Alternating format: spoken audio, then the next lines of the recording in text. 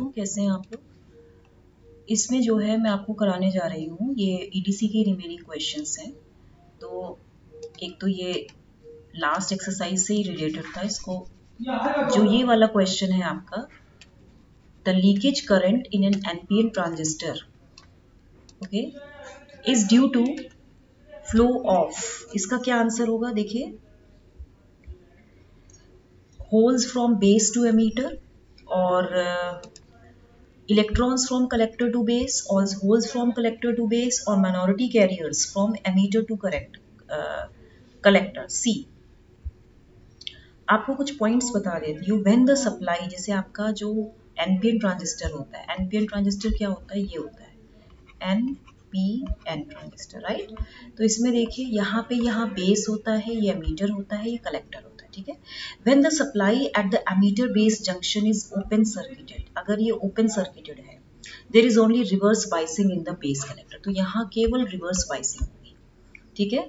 Therefore this sets up a small amount of current called the leakage current. इसकी वजह से क्या होता है, एक स्मॉल अमाउंट ऑफ करंट बहती है, इसको लीकेज करंट कहते हैं। And it is highly temperature dependent, ये हाईली टेम्परेचर पे डिपेंड करता है, ठीक है।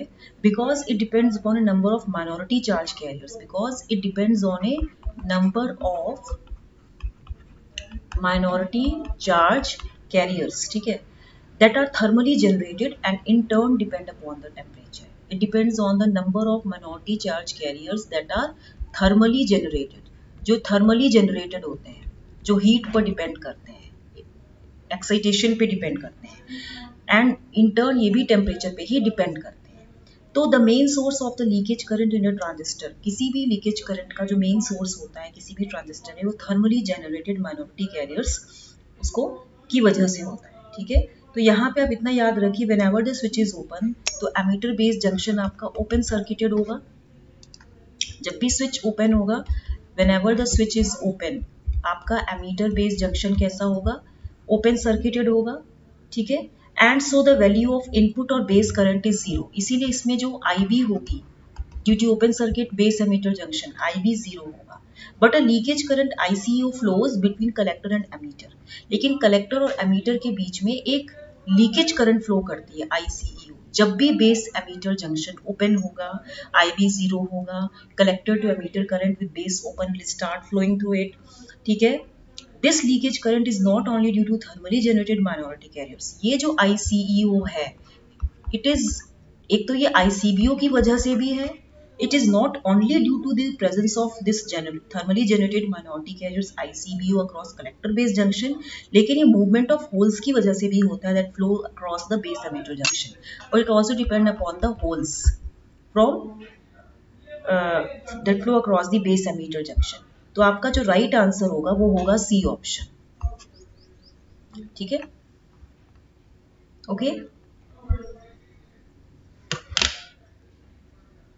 The output voltage of a voltage amplifier is found to decrease by 20% when a load resistance of 1 kilo ohm is connected. What is the output resistance of amplifier?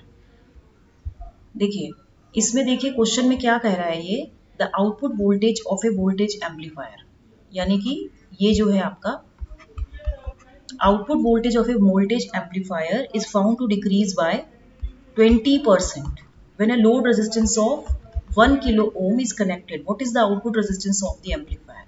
ये पूछा जा रहा है। देखिए इस क्वेश्चन में अगर मैं आपको इसमें एक डायग्राम बना दूं, डायग्राम क्या है आपका, जैसे मान लीजिए ये रेजिस्टेंस है, इनपुट रेजिस्टेंस है, ठीक है, और ये क्या है आपका plus minus AB VI, okay, एक मिनट, ठीक है। और यहाँ पे जो है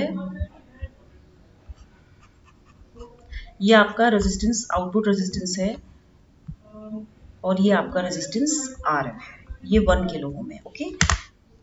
आप इस क्वेश्चन को एज अ होमवर्क करिए, टिल देन इसको लाइक शेयर सब्सक्राइब करना मत भूलिएगा, ठीक है। Thank you very much.